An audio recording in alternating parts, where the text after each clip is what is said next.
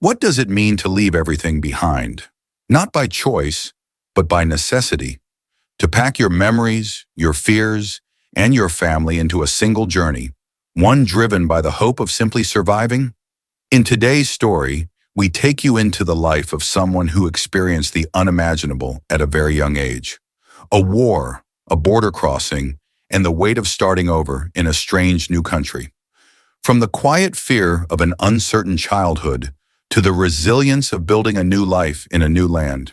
This is a journey of courage, change, and the belief that even in the hardest times, there's a future worth fighting for. This is Hard Times, a story not just of survival, but of transformation. I was very young when the war started, so young that the memories are more like scattered flashes than full stories. I don't remember everything, but I remember the feeling, the fear, the confusion, the sense that something was very, very wrong. People around me were nervous all the time. You could hear it in their voices, see it in their faces. No one felt safe, and while I didn't understand all the details, I knew that something terrible was happening. There were whispers of violence, of killings, of people disappearing. Even as a child, I could feel the tension in the air. One day, my mother sat us down and told us we had to leave. We couldn't stay in our home anymore. She said it wasn't safe, and we'd need to cross the border to escape the fighting. I remember the way her voice trembled when she spoke. She tried to be strong for us, but I could tell she was scared, really scared. At the time, my dad wasn't with us. I don't remember why. Maybe he had to stay behind for work or something else, but he wasn't there to help us through it. My mom was on her own, and she was pregnant with my youngest sister. On top of that, she had 4 daughters to protect, including me. I was too young to do anything useful, too small to help, but I remember thinking, she must feel so alone. And honestly, I felt alone too. I didn't want to leave my toys, my friends, my bedroom. I didn't want to leave the familiar smells of our kitchen, the sound of my neighbors laughing, the warmth of our old blankets. But fear doesn't give you many options. And then there were the stories. Rumors, really, about people disappearing at the border, about families being split up, people getting turned away, or worse. Every time someone mentioned it, I saw the way my mother and aunt exchanged glances. They never said much in front of us kids, but I could see it on their faces. Worry, stress, exhaustion. My mom had asked my aunt to come with us, which made sense. 2 women, 4 little girls, one of them pregnant. They needed each other. I don't know how they stayed so strong. We heard that only a limited number of people were being let through each day, and that if you weren't lucky, you might not get in, or you might be taken away. That scared us more than anything. The day we left is mostly a blur.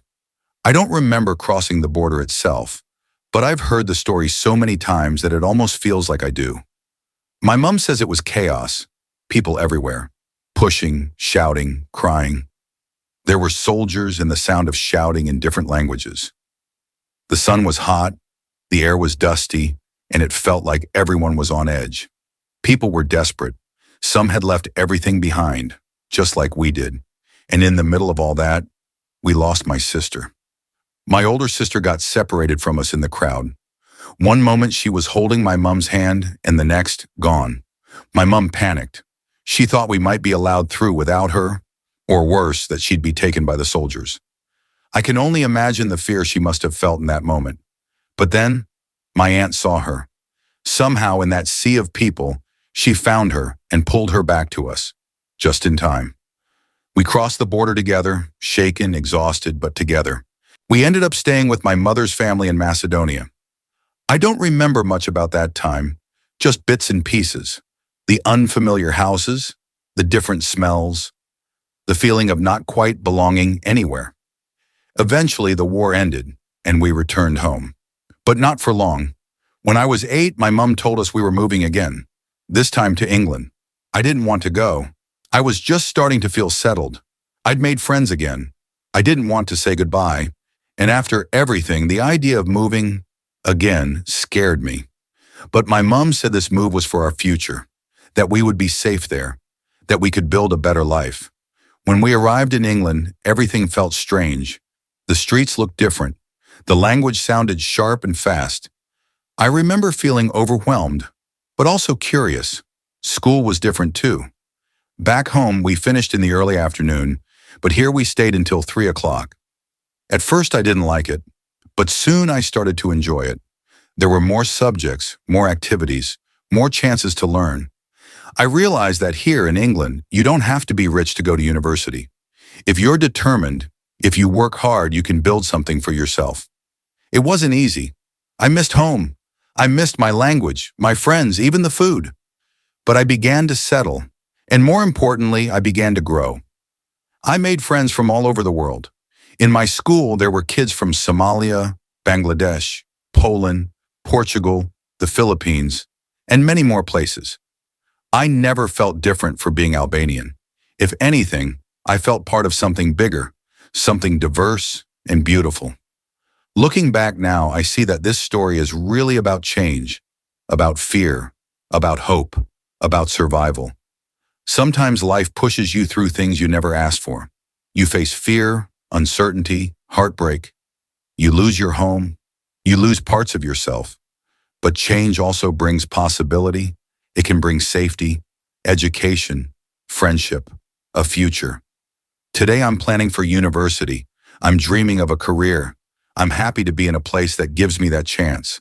A place full of opportunity, full of voices and cultures from all over the world. I still call this story Hard Times. But more than that, it's a story about what comes after the hard times. It's about survival, growth, and finding the courage to look toward the future, even when the past has left scars.